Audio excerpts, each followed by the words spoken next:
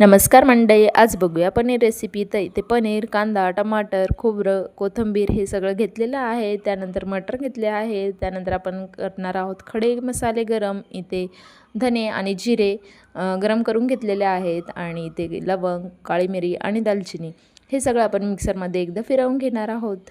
त्यानंतर कांदा, टमाटर पण मिक्सरमध्ये फिरवून घेणार आहोत. त्यानंतर तेलात थोडे जिरे आणि लसूण सगळं मिक्स करून घेणार आहोत. त्यानंतर गरम मसाला, परत घरगुती लाल तिखट आणि आपण जी जिरे आणि धने आणि गरम मसाल्याची पूड बनवली होती ती, त्यानंतर पनीर मसाला हे सगळं आपण मिक्स करणार आहोत, तळून घेणार आहोत चांगल्या प्रकारे.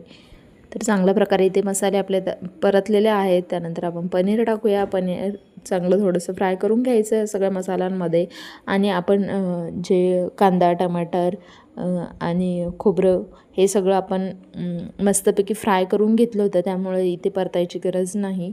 त्यानंतर थोडंसं पाणी टाकलं आणि मटर पण आपण थोडेसे फ्राय करून घेतले होते, तर ते टाकायचे.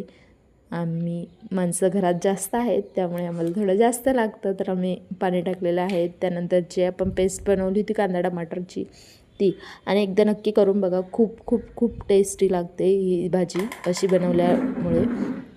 तर एकदा नक्की ट्राय करा. तरी ते भाजी हे बघा किती चमचमीत झणझणीत झालेली आहे. आणि ही सगळी रेसिपी कुणाची आहे माहीत आहे, तर ह्या आहेत आमच्या शेफ माझ्या 2 नंबर जाऊबाई. तर यांनी ही भाजी बनवलेली आहे, खूपच टेस्टी झाली होती. तर हे सगळं आम्ही जेवायला बसलो होतो. तर नेहमी आम्ही असं सगळं जेवायला बसत असतो एकत्र.